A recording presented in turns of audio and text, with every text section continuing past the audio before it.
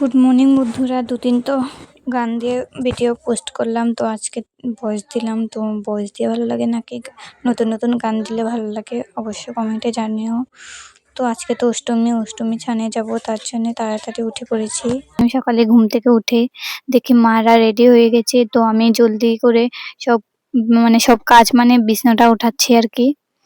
আর অষ্টমী ছানে গিয়ে ছান করব না, ঘর থেকে ছান করে যাব।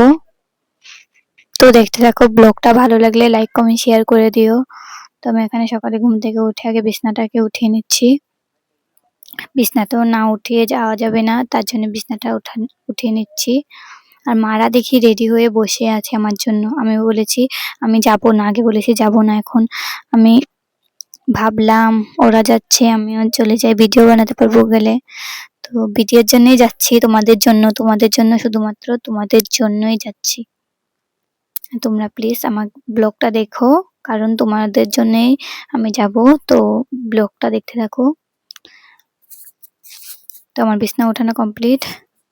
তো তারপরে আমি এখানে ব্রাশ করে এসে জল খেয়ে নিলাম, ওষুধ খেয়ে নিলাম, সকালের ওষুধটা। তো তারপরে আমি এখানে স্নান করে, আর দেখাইনি, স্নান করে টমটমে বসে আমি যাচ্ছি। দেখতে থাকো লাস্ট তরি। ব্লগটা ভালো লাগলে লাইক কমেন্ট শেয়ার করে দিও।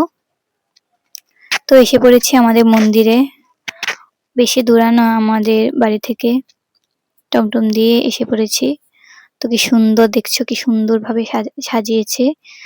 তো আমার তো অনেক ভালো লাগছে, তোমাদের কিরকম লাগছে কমেন্টে জানিও। তো আমি এখানে ঘুরছি, তোমাদেরকেও দেখাচ্ছি মেলাটা।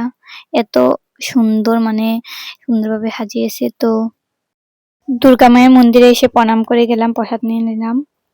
দেখছো কি সুন্দর ভাবে সাজিয়েছে দুর্গা মায়ের মন্দিরটাও। তো তারপরে আমি এখানে ঘোরাঘুরি করছিলাম, আর এখানে ঘাটে এসে পড়েছি। তারপরে আবার মন্দিরে চলে গিয়েছিলাম, এখানে রাধাকৃষ্ণ মন্দির। তো এখানে এটা হলো আমাদের নিয়ম, ঘাটে এসে মাখা প্রসাদ খেতে হয়, চিরামুড়ি মাখা। তো ভিডিওটা লাইক করে দিও, টাটা।